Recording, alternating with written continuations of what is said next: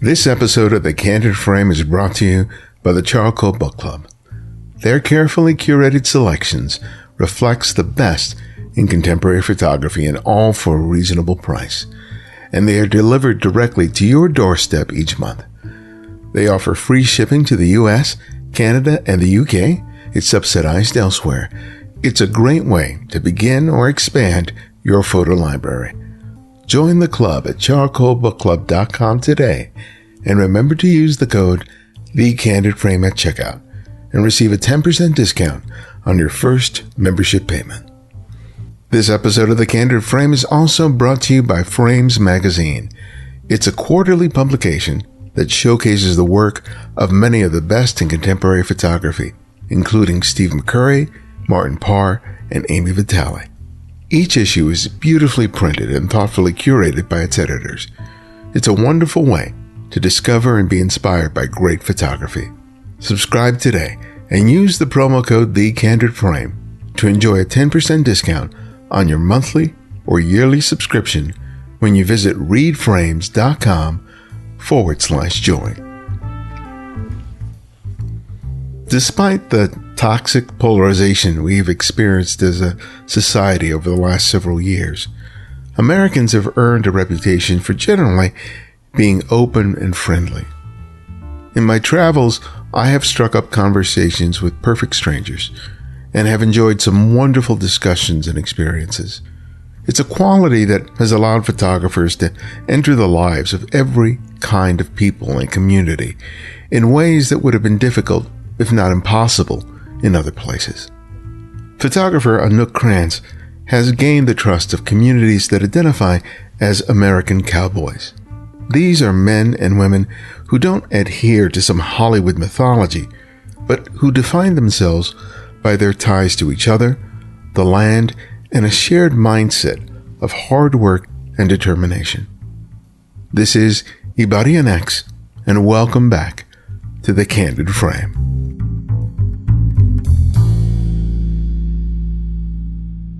Well, thank you for having me on your podcast. Oh, thank you for sending your book my way and for making some time for me this morning. I really do appreciate it.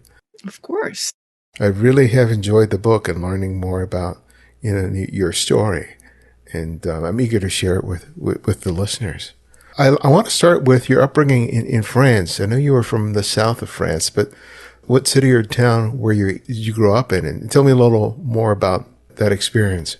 Well, my mom is from Holland, from Amsterdam. She was born during the Second World War in Amsterdam. And my father was actually born in Dakar, Senegal. His father was stationed in Dakar with the army. But he was originally from the south of France. And so my parents met in France. And that's where I was born, in Toulouse, in the south of France. And we moved a lot for my dad's job. So we lived in the south of France and north of France, closer to Holland. Holland was always a big part of our time, especially when we lived in the north of France. And so I was raised with Dutch and French at home. And of course, later on, I also learned how to speak English at school. And then we moved to south of Paris in my teens. And that's when my last year of high school, we moved to New York City. That was my first time in New York. And I finished my last year of high school at the Lycee Francais in New York City. And then I went back to Paris 11, which is a university. And I thought I was going to be a veterinarian, specialized in horses, because I used to ride a lot and show jump when I was younger. And so I studied biology, chemistry, and math for about 2 years. And then I had a change of... something changed. I wanted to come back to New York. There was something about that city that was quite vibrant and just so different than the way that I grew up in France. I went to Catholic school, and I had a very strict upbringing. And when you land suddenly in New York City and you are, in Manhattan, and you have all the people and all these different backgrounds and cultures, I absolutely loved it.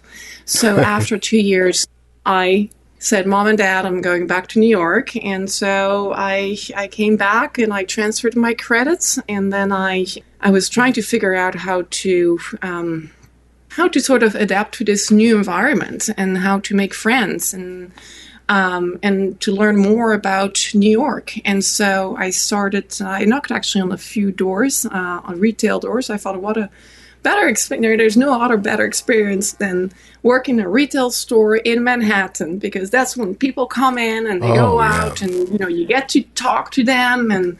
And so I had no retail experience, and my parents were just like, what are you doing? And so I went and knocked on the door of Barney's and some other retail stores, and I got a job. And so that's what I did from 9 to 5. I used to work at Barney's, and then I would go and to college on the Upper East Side from 6 to 10 o'clock. And then I would study, and I would just do that for a year and a half or two, and graduated from college and worked at the same time. And that was a way for me just to get to know what New York City was all about, which was really cool. It must have been interesting having spent most of your life in Europe and sort of absorbing the exported American culture in the form of television, movies, books. And then it's coming out here, especially in your teens, and experiencing it for yourself. So what were some of the surprises? What did you discover that you didn't expect when you were coming over here compared to what you thought America was? Well, New York City is not really the United States. New York City is its own country, in itself. And having grown up, sort of never in a city in France, always in the suburbs, and it was very quiet and it was a wonderful life. But you come from rural France and then you go to New York City. Those were two extremes, and so you suddenly feel so little in this big city filled with so many people. But what I loved the most was just the different backgrounds and all these different people going somewhere. And so I had never seen anything like that in my life. I only had heard about New York City, through TV and the news and reading magazines and fashion magazines. And as a French girl, you dream about, like many kids or people around the world, you dream about New York City, about the skyline and the bridges and back then the trade center, the Twin Towers were still up, and so there was this dream about coming to New York City and just experiencing all that. And so once I was there, that was back in the late 90s. It was amazing. It was so dynamic and so vibrant, and there was so much energy in New York City of, different people doing different things, and, from the fashion industry to the publishing, anything. It was just incredible to see so many different people from different backgrounds coming together in one place. And that is something that, you can read, you can listen, you can watch TV and you can see it, all that, but the experience, yourself is just completely different. And that was something that was a big part of, New York City has been a big, big part of my life, just from what, where I came from.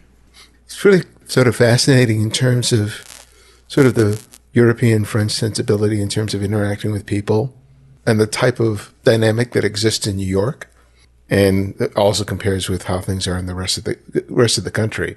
You have to be really sort of adept at figuring out sort of like the parameters, sort of the guidelines in terms of what's okay, what's not okay. Especially if you're the kind of person like you are, who are very curious about people and their lives, and you want to gain entree into it. Was your interest in photography always tethered to that fascination with people of trying to find a way to sort of gain entry into other people's world? From, I remember I was a little girl and I had I think one year, I may have been 5 or 6, that I asked for a globe, one of those old fashioned globes that can spin. And I had it on my side table, and I always remember looking at it and spinning it around at night before going to bed, and then just dreaming about, putting my finger on it and saying, like, I just wonder how people are living there or there, and, language, the food, and, what do they do? Like, I'm waking up and this is what I'm doing today. And, like, I wonder what their life is like. And we never really traveled much when I was younger because my parents couldn't afford it. So I always, I think even more, really wanted to go and explore the world from a very early age. And so New York City was at one step, but I didn't mean to be a photographer. Like, I always loved photography. I had my first camera when I was 6 or 7. I always played around with it and loved taking pictures, but it's not till later on, after I left my job at Cartier in New York City, and that was after September 11, that I sort of took a step back and I thought, I want to start traveling, and I want to, try to discover new places and get to know new people, and sort of always had a dream in my head about traveling around the world and just figuring out how other people live. And that doesn't mean, staying at fancy hotels. Like, I was really attracted by going to Cambodia and sort of visiting these people who live on these fishing boats, or to Vietnam and visiting tribes, who still live deep in the mountains. Like, that was certainly something that fascinated me, thinking, like, how do these people still live like that today? When we have these big cities, all this concrete, that has risen from the bottom to the top, they're filling our skylines. Like, they're just such, different ways of living, and I was just intrigued. And so I traveled for quite a bit.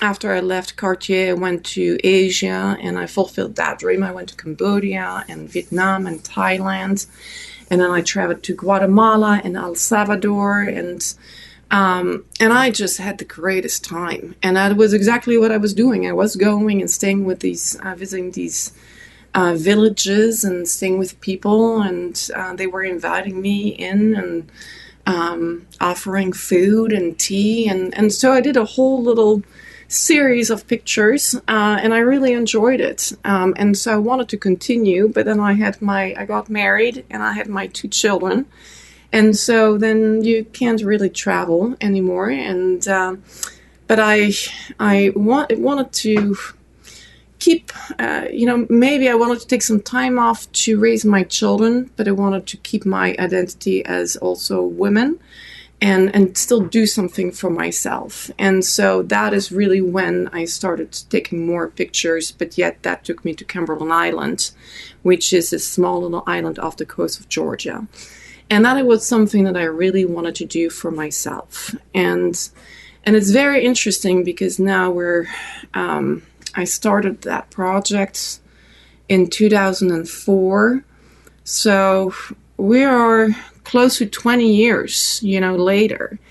And you're sort of reflecting back on your life. And all these steps were part of where I am today. And yet I never had a plan at all.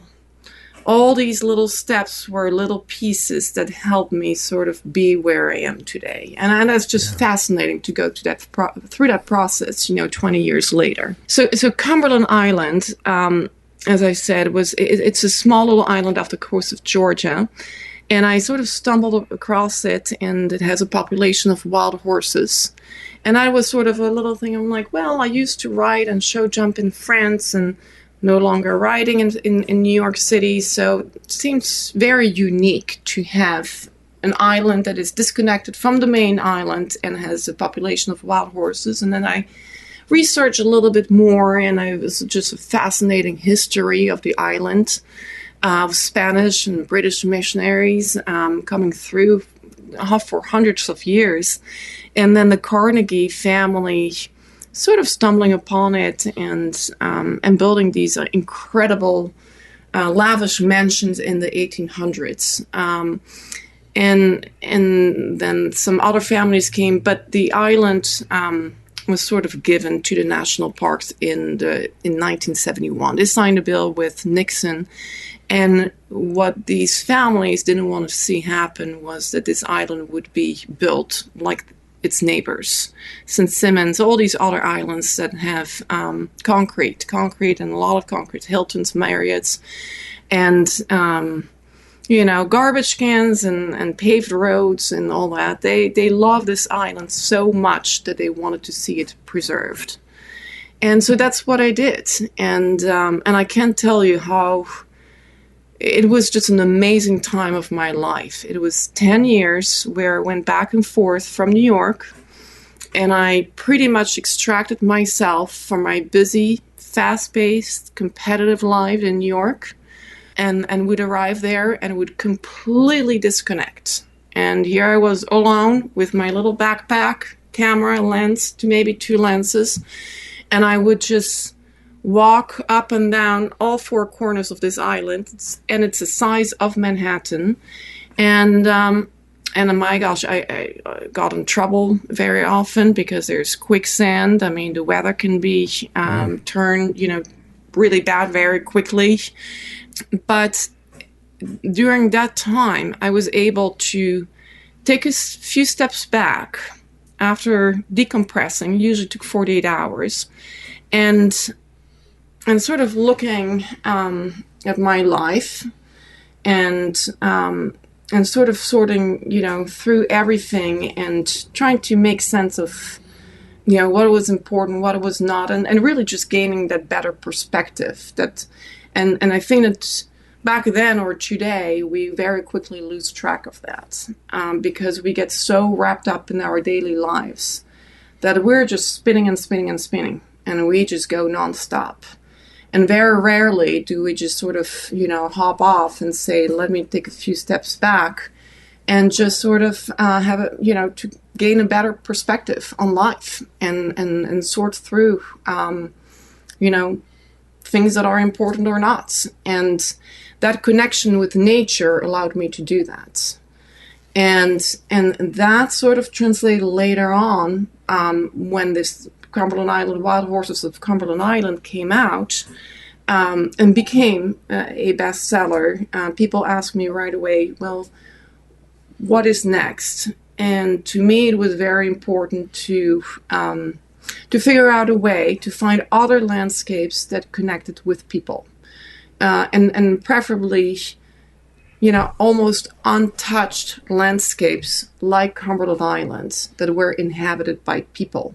And where those people had that same connection as I did on Cumberland Island with Mother Nature, with, out like the earth, the land, the sand, grass, and so my thought was very, very quick, and I thought about a cowboy, because these communities still live, they live in the shadows of our nation's consciousness. We don't know much about them.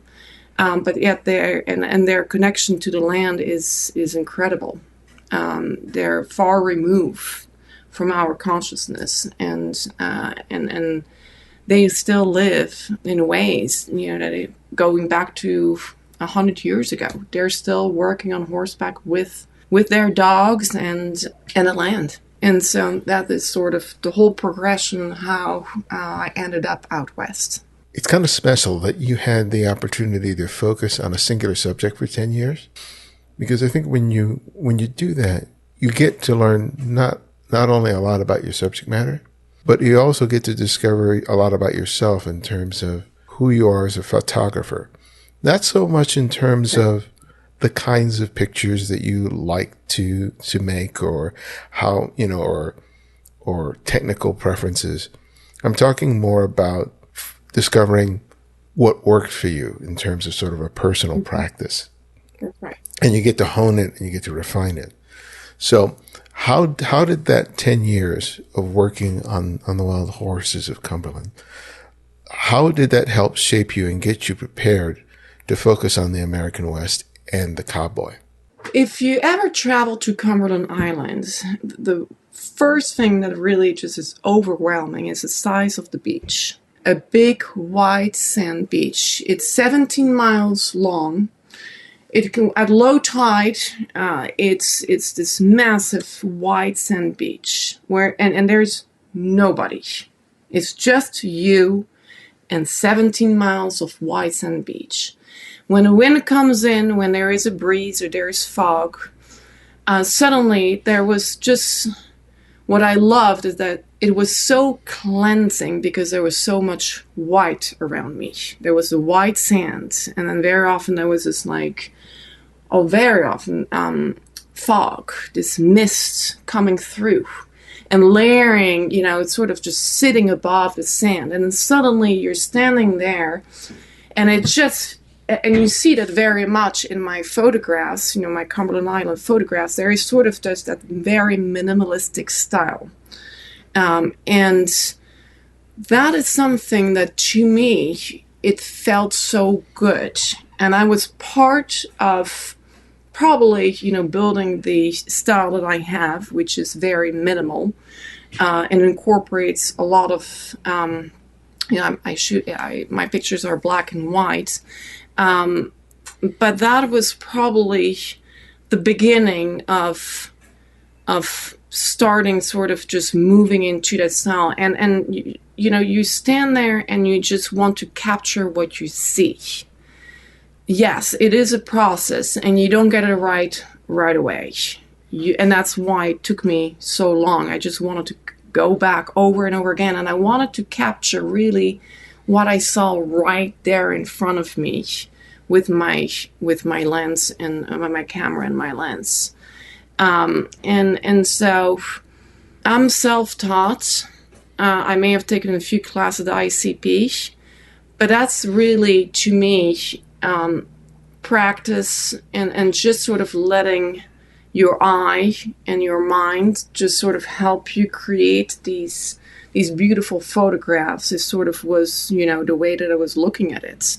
And I was not looking at coming with, a big backpack full of, bodies and cameras and setting up tripods. And no, it was really, I had my camera, around my neck, and I was just walking around this island. And every time I saw something that felt very powerful and cleansing and felt good, inspirational and almost spiritual, that's when I took these pictures. And very often there was a tremendous amount of either brightness, sun, fog, wind, but there were lots of those, elements of white coming through. Yeah, I love what you just said, that it felt good. Because I think that for me is absolutely critical to anything that I want to photograph. How do I feel in that moment?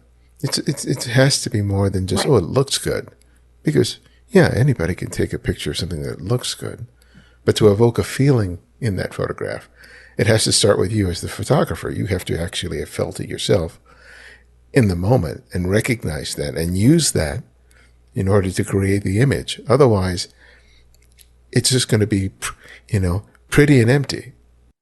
Pretty and empty, absolutely. That's well said. And you want people, and I have my books, you want people to open the box, and you want them also almost feel like they're being pulled in that image. Yeah. You want them to feel it, to almost smell it and feel that mist coming towards them. And that's really, I really wanted to feel, to create a window through my work to bring people into this world that I had discovered, and this world that felt so good every time I put my feet on that sand or walked, across the marshes and stumble across these wild horses that would be wondering, what I was doing there. And it becomes this spiritual journey. And I tell you, a lot of these pictures that I took, and there's one specifically of these 3 little horses, I was just walking on the beach, and I was walking probably for a good 2 hours, and I was just going north, and you start, on that journey, and suddenly it's incredible what happens when you're surrounded by such beauty and nature. it's so cleansing. But anyway, after probably about 2 hours, I just felt a presence. But I thought, I'm on this big empty beach. There is no one. And I kept on feeling that presence. And I turned around, and here were these 3 little horses. It was a father, a mom, and the little kids. And they were just standing right behind me.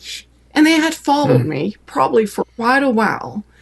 And we just looked at each other, and I had a split of a second where I took that picture, and then they ran off.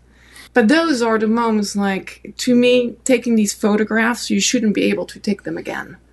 Meaning, like, they have to be so unique. That to me is what I love to do, is create these moments where I know that you can't, take it ever again.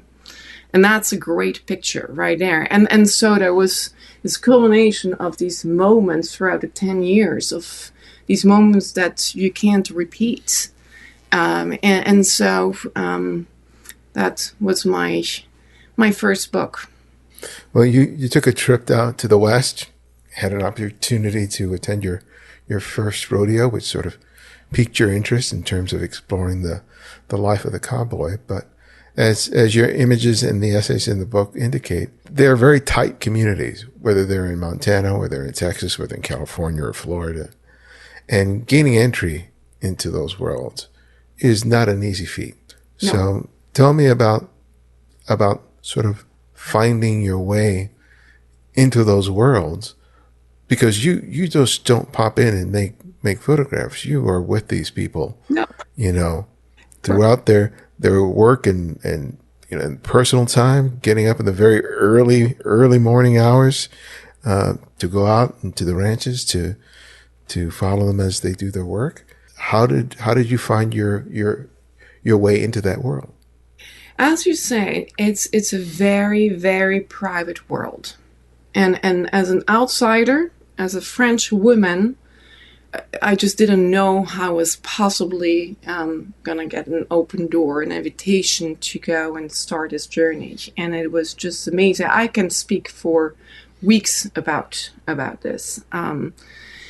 But it all started actually on Cumberland Island. And so I was giving an artist talk, and many people came from across the country.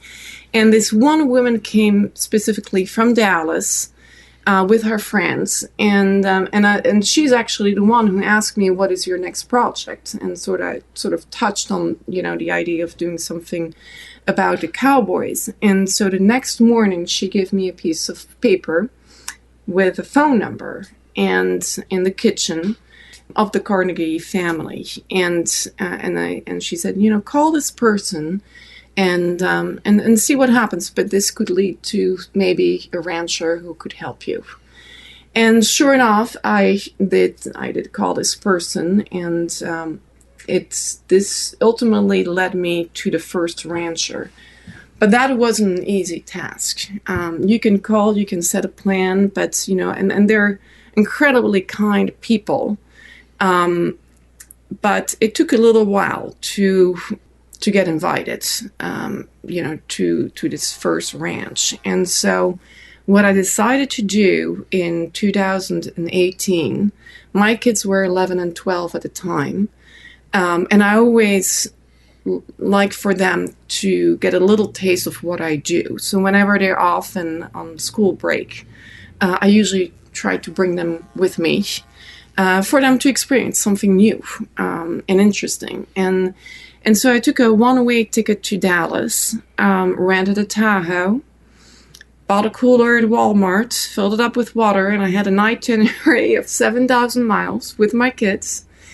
No iPads, no phones, no screens. I wanted to see for them, whatever we're going to do, I wanted for them to look, growing up in France, I remember we traveled, by car to the south of France, and I remember falling asleep with my nose against the window, just looking outside, looking at trees, homes, whatever it was. But there were no iPads and there were no phones. You were just looking at nature or cities, whatever it was, or at other people's, cars. And so I wanted for them to experience that. So we started this journey. I had mapped up a few rodeos. It was across 5 states, I believe.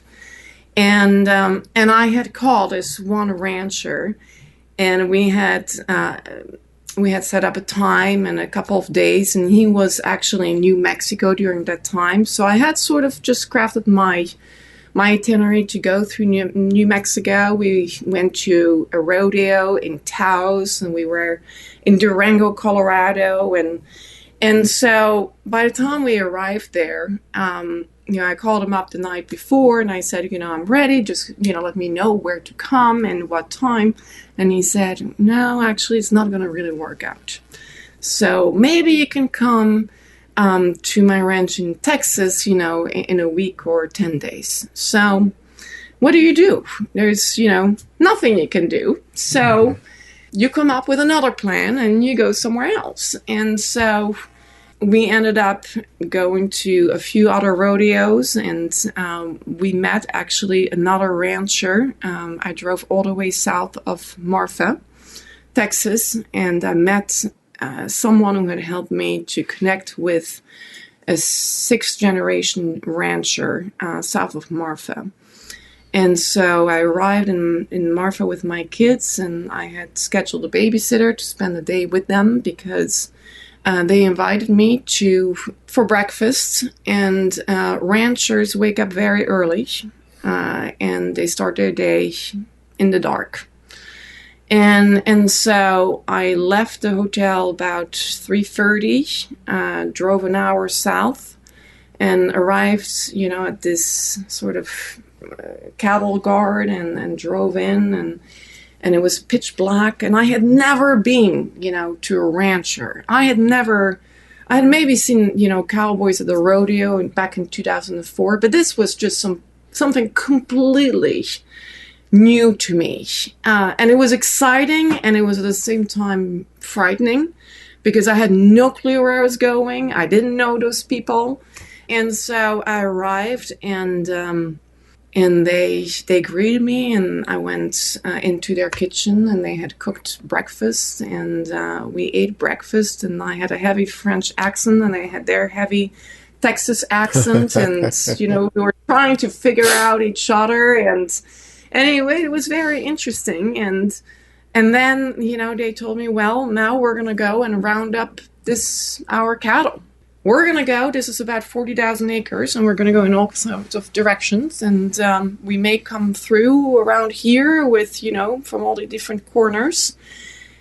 And you have to figure it out. So here I'm standing in the middle of nowhere. I can literally just turn around and everything feels sort of like the same. I wouldn't know how to go back to my hotel. We had driven all the way on their ranch, on their property in the pasture, and it was gigantic. And they say before they took off with their horses, they say, well, by the way, be careful, because there are deadly snakes here. There are deadly, everything is just, don't be bitten as you're walking. So you have a French woman from New York who's, used to work at Cartier, who's standing right there, and they were like, we'll be back in about 3 hours. And here you have that moment where you can say, I really am uncomfortable. I don't like this. I'm scared. Where are the snakes? Where are the tarantulas? Where are the spiders and scorpions? Or you can say, wow, this is like, let me just inhale this. Let me breathe this. Let me eat this up right there at that moment. And so those feelings that I had on Cumberland Island just sort of came right back. Now, it was not sand and marshes. It was just grass and little hills and this massive sky. And so I stood there, and I didn't know really quite what to do. And sure enough, after a while, the skill is so big that you start just really listening. And it becomes very, very quiet to be there on your own. And suddenly you start hearing these cowboys in the far, far distance. And they're not 500 meters away from you.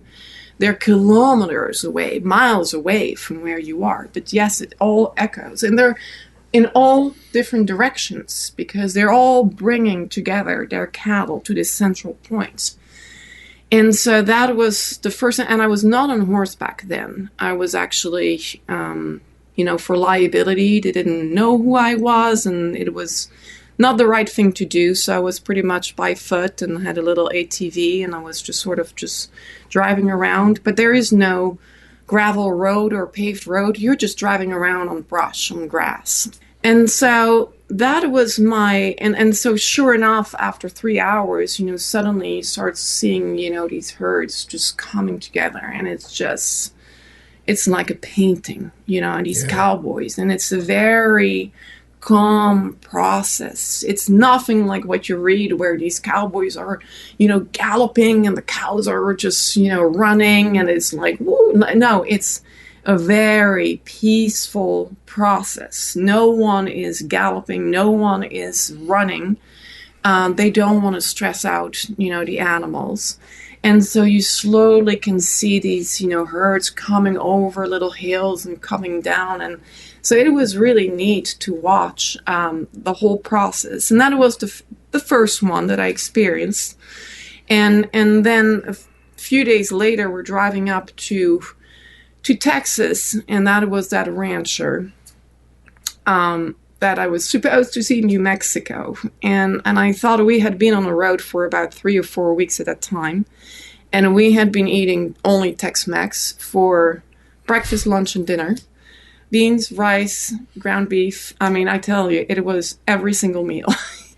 And so I remember sort of coming out from that world, and we saw a grocery store. I think it was like an Albertson or Kroger, and we literally went there and we bought a baguette. It was as simple as just buying a baguette, and it felt like, oh my gosh, this is the most delicious thing I've put in my mouth.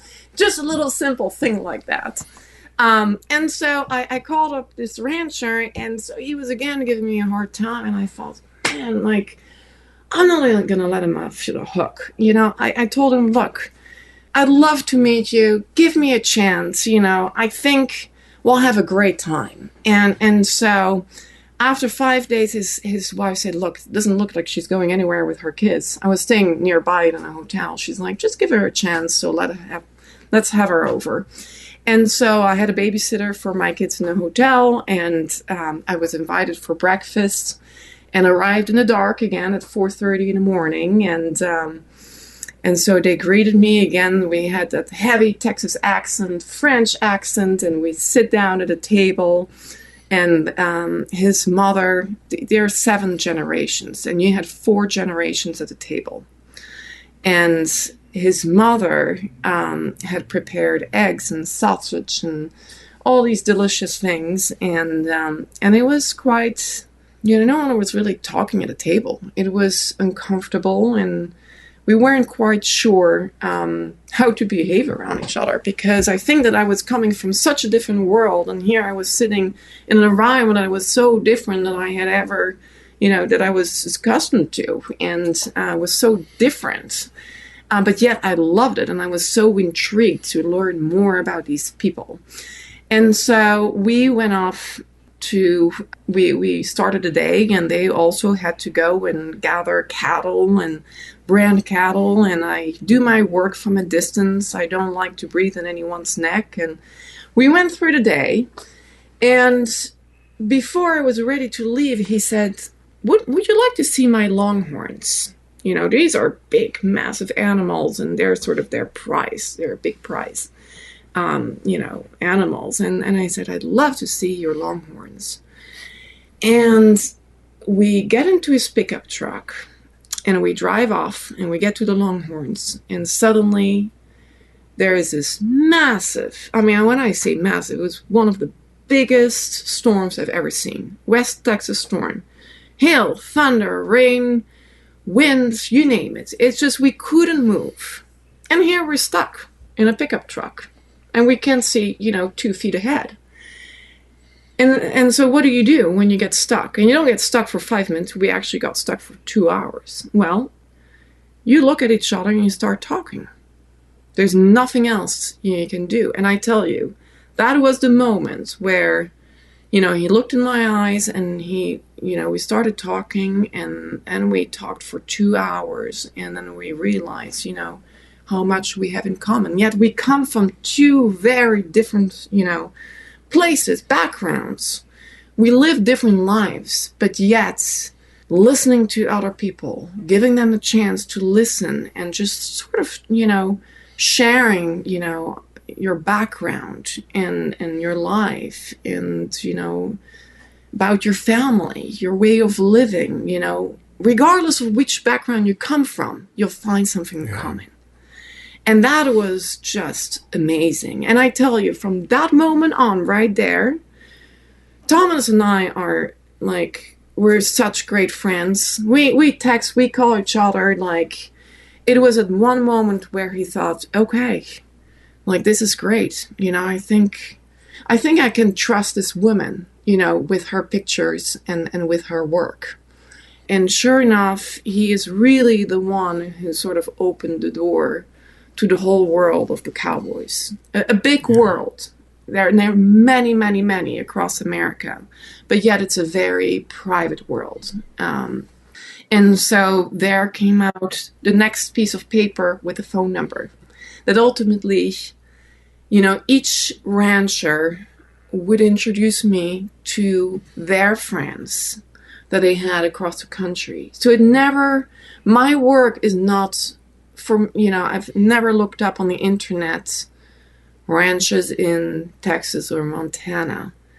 All the work that I've done are about people who've opened up their doors and welcomed me into their homes, into their lives, and then introduced me to their friends across the United States.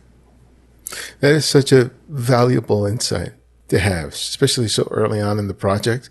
And by that, I mean recognizing the similarities rather than differences. I think, especially as a photographer, it's important to understand that when you're photographing people of another community, of another culture, that you have to step away from the thing that makes them exotic to you, because then you're just focusing on what the differences are. But if you can somehow discover what you have in common, that leads you to make images that I think are very universal. That people, even though they may never be in that community, they can experience it through the photographs and connect to it as another human being. And I think that that's Absolutely. One of the beauties about, one of the things I like about your work is that I see that. Yeah, there are a lot of images of people at the rodeos or out, working the ranches, but there are also these more intimate photographs of these people just being with each other. Like the story that you share in terms of them having breakfast with each other. I mean, for me, there is nothing better than sitting down with people and having a meal with someone and getting Absolutely. To know them, especially if I'm traveling. I mean, those for me are the best memories. I grew up with a kitchen table in France. Food was always so important. And my mother, who was born in the Second World War during German occupation in Amsterdam, it was, your survival was food, and we forget about that. And it's still survival for a lot of people around the world. Yes. And so to be invited in these communities that, my gosh, they're not wealthy people.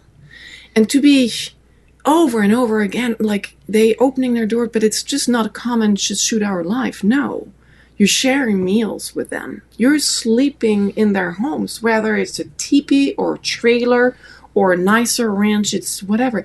And to go through that process, that is where I think that's, to me, has been one of the greatest parts of this whole journey, and to get to know these people. And to create the photography and the artworks that I have, that has been the biggest part to help me, better understand them.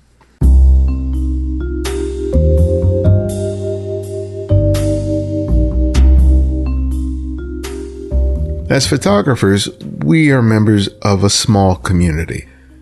Though everybody takes pictures these days, We are part of a group for whom the art of making images is an important part of our lives. We know the time, money, and effort that's required to make images over a lifetime. This shared experience is why it's so important for us to support each other with more than just likes. When a photographer creates a book, it's an incredible commitment to their vision and passion and an affirmation to all of us of what's possible with a camera. It's why I believe in buying photo books to help support my fellow photographers, and I think that there is no easier way to do this than by becoming a member of the Charcoal Book Club. The Charcoal Book Club helps photographers to get their published work to a worldwide audience that appreciates the work and the effort involved in making it all happen. With your membership, you receive a quality monograph each month. Each of these has been carefully curated and selected. The books reflect a diversity of genres, photographers, and styles, all of which you will appreciate and enjoy. And if you don't like that month's release, you can choose an alternative book of equal value in their catalog. They offer free shipping to the US, Canada, and the UK. It's subsidized elsewhere. Sign up today and make sure to use the promo code TheCandidFrame at checkout to enjoy 10% off your first membership payment. Another great way to enjoy a regular dose of inspiration is a subscription to Frames Magazine, a publication dedicated to showcasing great photography.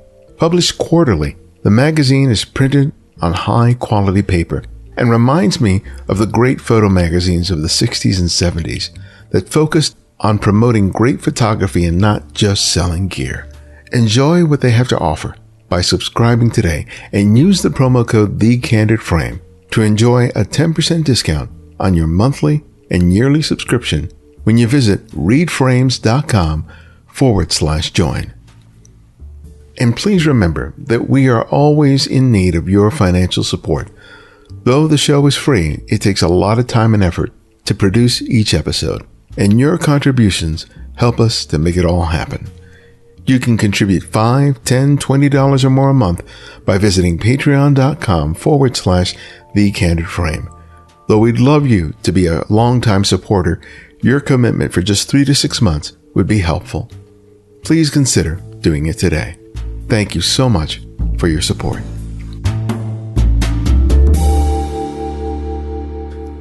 Because you're so intimate in the lives of these people, how does that sort of shape or evolve the photography that you're making? Because you're drawn to the community and to the scene for the reasons that you've indicated, but once you become immersed in it, it changes your perspective. And while you know the kinds of pictures that you can make, how does it shape the pictures that you feel like you need to make as you get more acclimated to those people, their environment, their community? How does that evolve your practice as a photographer? I think my work has evolved with, I sort of consider myself a little bit of a storyteller. And so, and I love that part. And especially when it comes to the American West and these cowboys across the United States, I had so many misconceptions, number one, starting this project. And all I knew was really what I had seen on TV, in magazines, back in France or in New York, like most people around the world. But once you get invited into the homes of these real people, and suddenly these doors open up, and you travel around this whole culture across America, then you realize suddenly how big it is.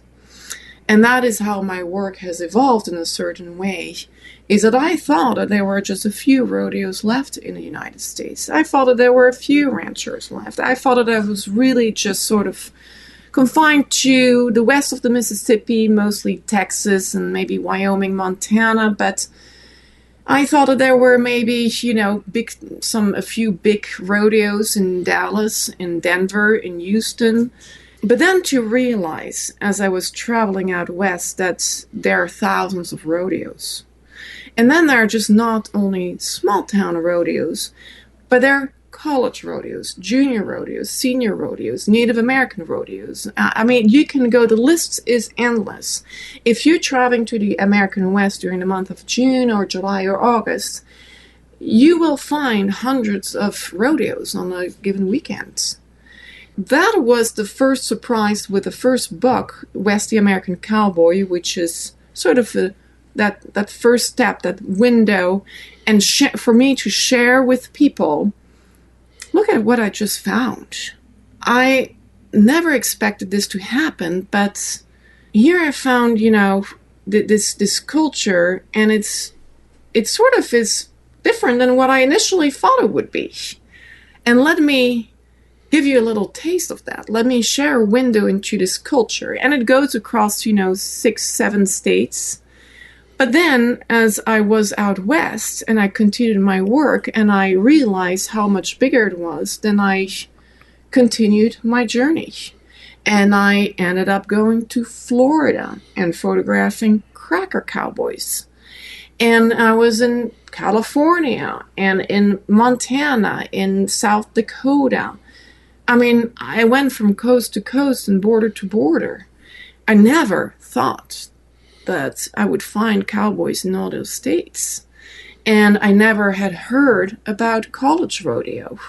We talk about soccer, we talk about lacrosse, we talk about all these other sports.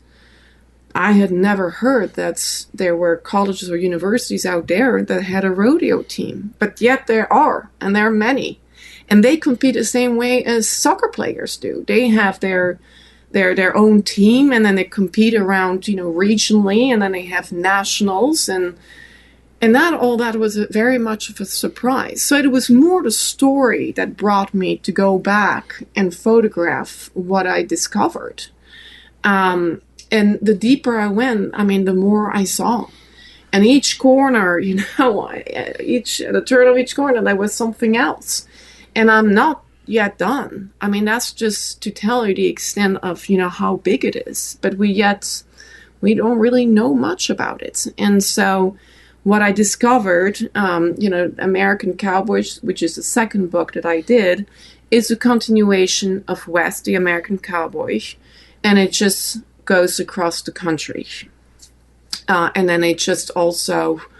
they're just men and women from different backgrounds. And that's something we always think about a cowboy, a man on horseback. There are many women who do exactly the same. And we sort of, cowboy is a gender neutral term. But many people call them cowgirls. But I tell you, they're on horseback and they're doing the same thing as men do. And so you get invited to families who have young kids, who are raising their kids, either homeschooling or not. And you spend time with them. You sleep in their homes. You share, all meals. You go suddenly, I was on horseback. And it's just incredible, just spending the time with these people. And I would be on the back of a pickup truck or riding along these kids. And there was no phone. There was no screen. And these kids, could help out. Like at the age of 7, 8, they were already helping out. And everyone has a role on a ranch. They feel important. Yes, there is always danger, but they learn to avoid dangers from very early on. And they're given a responsibility. And I think it's just, it was amazing to be able to have these 2-hour conversations with these 8 or 9-year-old kids who would generally look at you in the eyes and carry on a conversation. And they were generally interested in what I was saying, and so was I with them. But these were all, things that where you experience all these moments. And then you get on a plane and you fly back and you arrive, into JFK or LaGuardia, and you look at all the concrete, and you're flying over concrete for 20 minutes as you're landing. And you arrive, and then it would always take me 4 or 5 days to sort of just get back to reality, and yes, slip into a more comfortable life. Yeah. A clean life where everything is on demand, where you can snap of a finger, you'll have an Uber there, you'll have Prime, Amazon on your doorsteps, and gosh, it's great. I don't mind it at all. But you live those two very extreme lives and you start reflecting on that. And those moments, when you come home and you think about all these experiences that you've had, and then you compare to your own life, at home and your friends and the people around here, you suddenly, realize how wrapped up we've become. And we're increasingly living in the world of me. It's all about me. And when you go out west, there is a sense of community that is incredible. You have to work with everyone out there. But yet you also have to be able to be alone. And sometimes when you are alone on a range and you are far removed from anything, you have to learn that things can turn for the worse. And I have been in that situation many times. And it's self-reliance. And it's, in the biggest way. And we're losing touch of all that, I think. And so it has, and it still is today, this incredible journey of living in these two different worlds, because I still spend a lot of time out west. But I'll tell you one great story is that I met this amazing person. His name is Derek Begay, and he's a Navajo. He was born and raised on the Navajo reservation.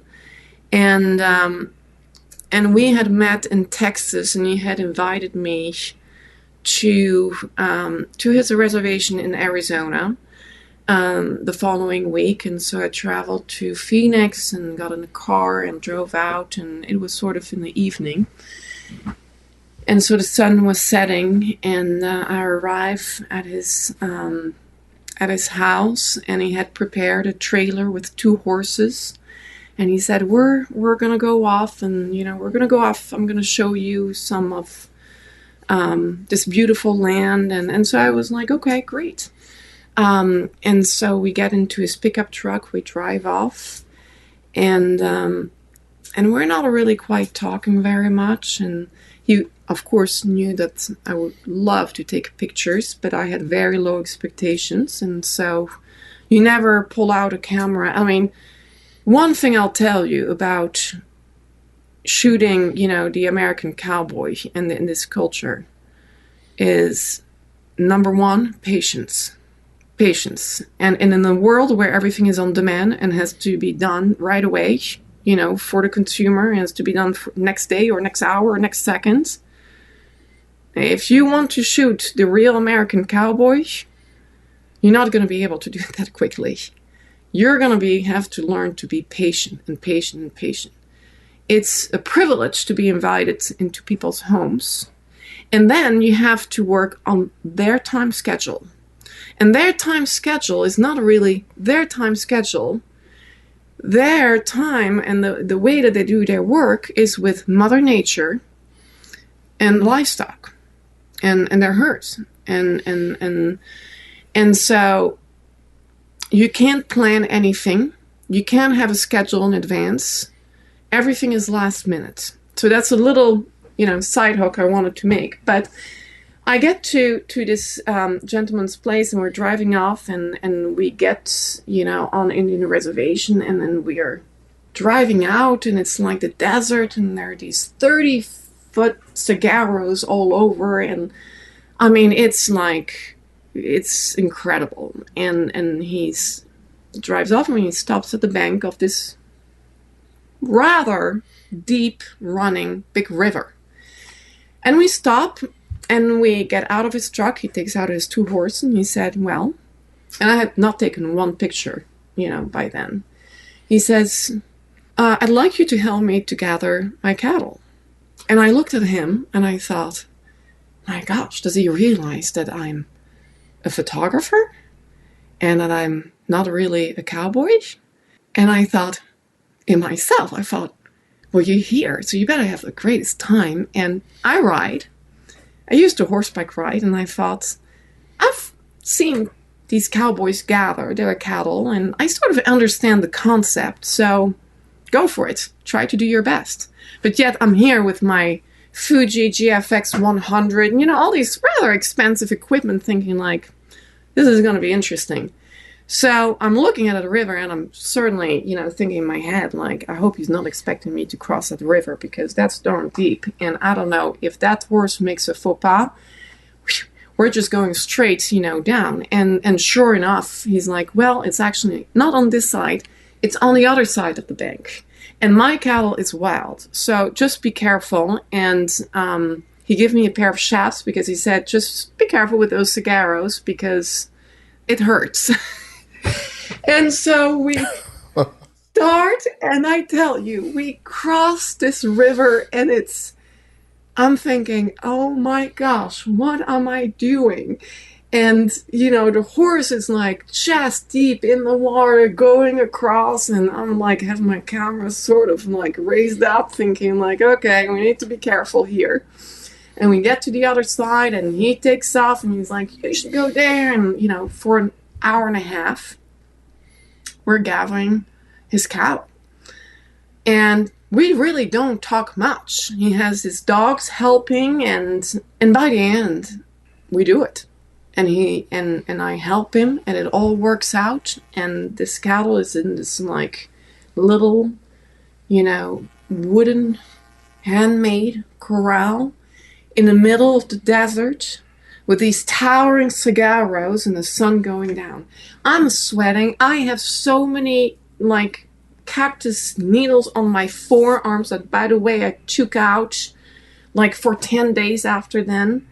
And he looks at me, and he has the biggest smile. And that moment for him was a moment where we were like, okay, now Anouk knows what I do. Now I give her a taste of me. And what I do. And it was not about going there and right away taking pictures of him. He wanted us to do something together, to experience something together. And for him, for Derek, that was, he knew that I rode, and he was probably one of the first ones who really put me to the test, to say, like, you say you ride, you say you used to show jump and ride in France. Let's see if you really can ride. And I'm a really great rider. And so right there, we just worked together. And although I'm not a cowboy, that was probably one of the greatest learning experiences, because from then on, I could always help out as I was working. And that's a great story in itself, that, it was not about my work. It was about us having that one, time together. And then from there on, I always joke when I'm around in Arizona, I call him up or I text him, like, do you need help with your cattle? And sure enough, every time he's like, absolutely, yes. Why don't you come over and let's do that? So we've had really cool stories, and stories of, sort of survival as well, and getting tossed into rivers and sub-zero temperatures, and, looking at this Native American being able to, and I tell you, with nothing, with rocks and sticks, putting together a fire within, I won't say minutes, so you can take off your clothes and get warm. If I would be alone, I tell you, I would freeze to death. I think most people would freeze to death. But yet this man, this is the way he was raised. And these very sort of probably simple things that we used to learn are forgotten. And they hit you, once you're out on the range with cowboys, and you are, for example, that situation when it's bitterly cold and you get tossed in the river at, 5:30 in the morning, and this man can put together a fire, and that is what makes all the difference, because the sun is not up, and in the desert, it's not going to get warm till about 12. Or, at sub-zero temperatures, living in teepees among, 9,000 feet on mountaintops. and riding along canyons and fearing for your death because you're looking and you're thinking, there is no guardrail. I'm not wearing a riding helmet. I'm riding a cowboy hat. And right here, my life depends on this horse.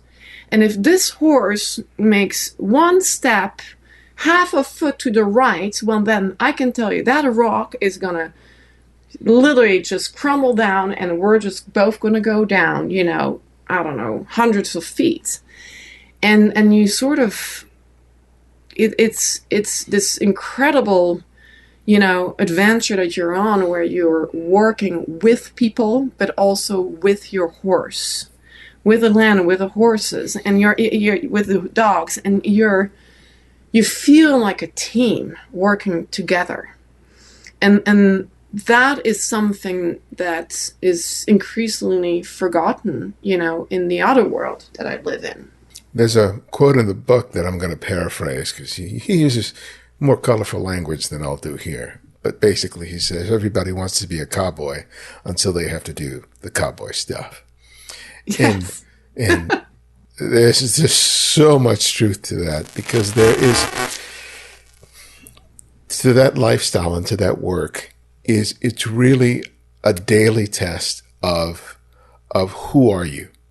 Yes. What are you, not just what are you capable of doing, but what are you willing to do? And that sort of, I think that sort of mindset is something that's lost in a culture that prioritizes convenience and comfort. That's right. But for you as a photographer, especially having, worked for so long on this project, how have you found yourself testing your mettle in terms of what you thought you were capable of, and then pushing yourself and discovering something more than you might have anticipated about yourself? Well, I think that the way that I was, again, as I said before, you need to be patient. You need to be able to be on your own. And you need to be able to figure out very quickly what to do when you're in deep trouble. And I can tell you I've learned that everywhere I've gone. And for me to still be standing here on my 2 feet and being alive is a miracle. But you learn survival. And that's probably one thing that I just, didn't really quite think about it anymore, living in a city. And in for example, Cumberland Island, well, one of the great shots, that I took, well, that was one step to hell, because I ended up putting my foot in quicksand, and I had taken the shot. And as I was taking the shot, I made another step forward, and that step forward literally was in quicksand, and I just got sucked in, and I was literally up to my upper thighs, and I was just kept on going in, and I remember just thinking like, I'm dying, that's it, I'm gone. But I had a very quick instant of just putting myself on the side, because I thought all my equipment, everything that I have is just going to make me sink faster. And these are thoughts that you have, that literally are just splits of seconds.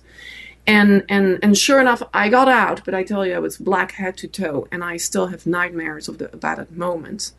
But same thing with, getting in horse wrecks, out west, and just realizing that life is so fragile, and it's no one's fault. It's just that you're going full speed, and your horse's foot gets stuck in a badger hole. And here you fly, and, you break bones, and you have concussions, and you're sitting right there, and the closest little hospital 3 hours away. And so, but yet every time I get back on, and maybe I don't get back on right after, being in a horse wreck, but I think that I didn't realize, from where I was coming, having worked in the luxury industry for publishing and Cartier, and coming from such a different world, that I was able to push myself so far. But I think that when you really love something you do, and when you're really inspired by what you see, And when you feel that your life has become so much richer, and I don't say that in a monetary sense, I say it's just richer, there's just no limit to how much you can do out there. And the world is out there for you to make something out of it, It's your choice. You're the one who makes the steps in life, and you're the one who can choose what to do. And that's something that I sort of realized along the way. And if I would have listened to others, I would have never been where I am today, because I would have been discouraged, because it is too hard to make a book, because no publisher will take your work, because this and that, because it's just too hard and no one will listen, and no one, it's just too saturated. I can't tell you how many times I've heard it's the impossible. But yet, I think I'm a little bit, being Dutch and German too, I'm probably stubborn. And I thought, no, why not? Why not? I love this so much. Why not? Let me give it a try. And this may not be easy, but still I see something to me that is very inspirational, and it has been so fulfilling, and also as a mother, just to bring that back and for my children to see. But that is probably something, for any photographer, for anything you're doing in life, is to not always listen to others, but to sort of just, listen to yourself. And if there is something you really, really love to do and feels great, give it a try. And don't stop. And that's really what I did. And I tell you, it's not easy. Sometimes it's very lonely, because you are on your own. And I'm not with a crew. I don't have a lighting assistant. I have no one around me. No one is booking my tickets. People may think that, but I still, to this day, I could have, a team and a staff, people booking my tickets, telling me where to go and where to be. But I don't, because I love every little thing about it. And I tell you is that if I would have showed up at a ranch with a crew, they would have probably not opened their doors, because the part of the story is that they wanted just to spend time with me too. And so that has been, probably, the greatest revelation, and sort of, you have this idea of how you think things are going to work, and then it just becomes this completely different story. And so again, it's just, when you love it, there is just no limit in how much you can do. And that's something you learn along the way. My last question that I ask each guest is, I ask them to recommend another photographer for our listeners to discover and explore on their own. And it can be anyone, someone you've long admired or someone you've recently discovered. So who would that one photographer be and why? I think that probably Dorothea Lange, just because of her incredible work and storytelling. I think very important. And that's sort of, to me, became my approach over time when I discovered the American West and this culture, and sort of realized that, it was something I wanted to share with the rest of the world. And that's what I mentioned earlier on. I look at my work also being more storytelling and really opening up a door and a window into the authentic, real, raw lives of these people that very often, doesn't get shared with the rest of the world. And to have the inspiration of others who've done that at the other times, in history is you think, well, this is very inspirational. And once you discover something that is new and you feel has not been shared yet, it sort of has helped me craft my work and my storyline. Well, thank you for that. And thank you so much for your time. I really have enjoyed talking with you. Thank you. It has been such a pleasure speaking with you, and I really am honored you invited me on your show.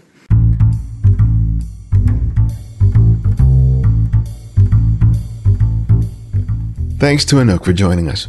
Find out more about her and her work by visiting AnoukKrantz.com. If you're a fan of our work, you can write reviews on whatever service you use to listen to podcasts and share a favorite episode on your social networks, be it Twitter, Facebook, or Instagram. And remember to use the hashtag #TheCandidFrame. You can also support us financially by contributing via PayPal or Patreon. We'll be relaunching our newsletter in the coming month, and if you want to receive updates on everything related to TCF, as well as book recommendations and announcements for special events and workshops from us and some of our guests, please sign up by visiting our website or click on the link in the show notes. And if you can't find every show episode on whatever service you use to listen to podcasts, download the Candid Frame app, available for Apple iOS and Android.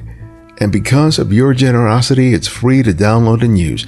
No additional purchases are required. The Candid Frame's audio engineer is Martin Taylor, who you can find at theothermartintaylor.com. The show's senior producer is Cynthia Parker, and our music is from Kevin MacLeod, whose royalty-free music can be found at incompetech.com. And this is Ibarian X, and this is The Candid Frame.